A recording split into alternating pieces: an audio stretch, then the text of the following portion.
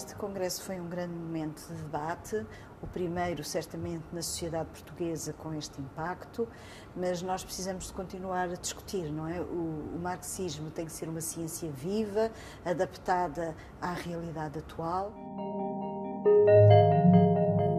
Penso que o marxismo hoje tem que enfrentar dois grandes desafios.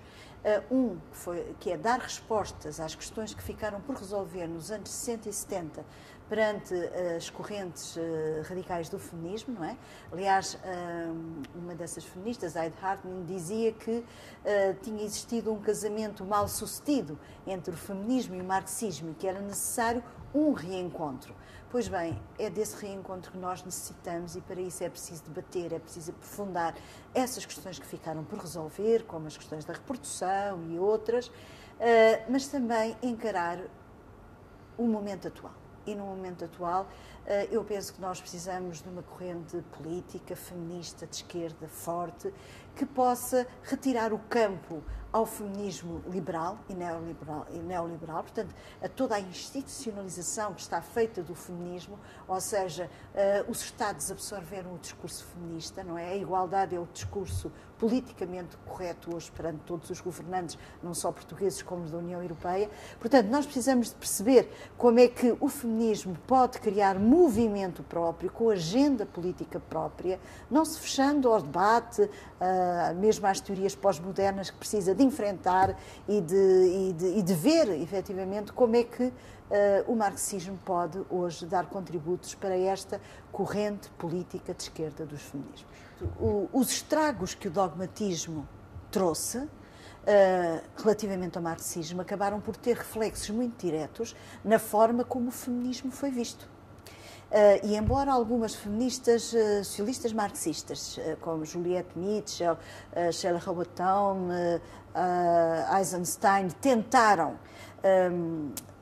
fazer alguma ligação com a corrente radical do feminismo e aproveitar alguns conceitos e procurar ter uma visão mais alargada das questões da opressão, o dogmatismo que estava instalado no pensamento marxista não permitiu que essas ideias tivessem avançado mais.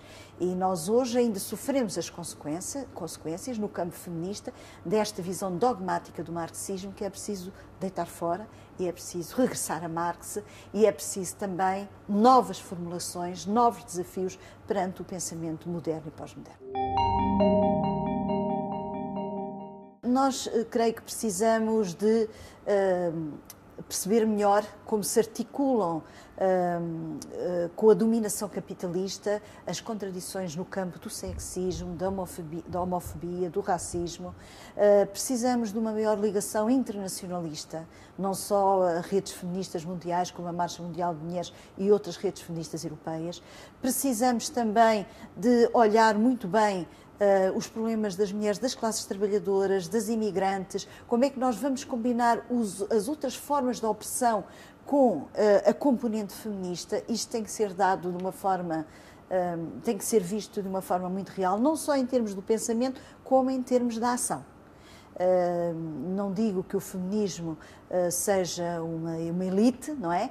Mas, de certo modo, o feminismo tem estado depositado nos últimos anos na mão de determinados estratos sociais que têm um maior conhecimento académico, das lutas, que também têm uma memória que é extremamente importante, mas precisamos que realmente outros setores de mulheres absorvam esta nossa causa e para isso é preciso também que a sua abordagem não se faça apenas do ponto de vista da opressão natural, da luta de classes, mas do ponto de vista feminista, do ponto de vista da sua situação como mulheres na sociedade. Aliás, o último congresso feminista que foi feito em Lisboa mostrou como os setores jovens aderem a estas questões, não só às questões de género, mas às questões do feminismo. E nós precisamos, quando eu falo da ligação às mulheres das classes trabalhadoras, é precisamente para procurar mostrar que esta precarização constante que se dá na área do trabalho também se faz refletir nelas de uma forma muito mais vasta, porque elas continuam a ter as funções da reprodução.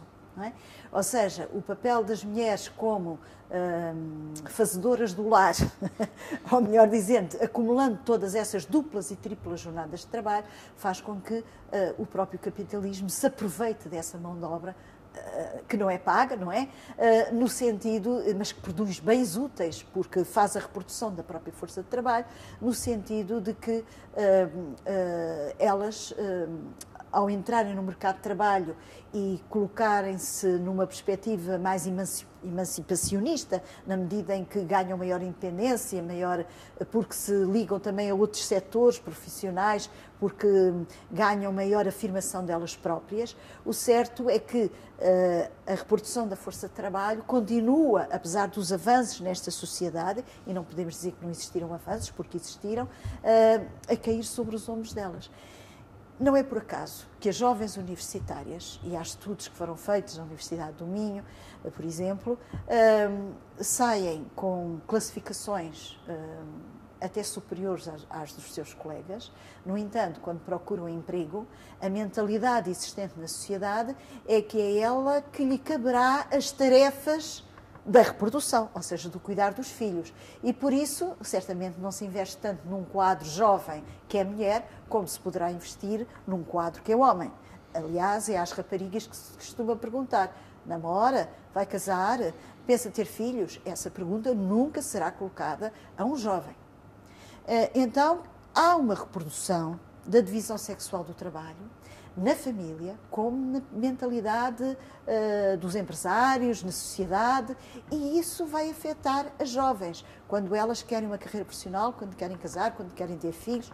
É aí que elas notam realmente que as diferenças existem e que as discriminações continuam a existir.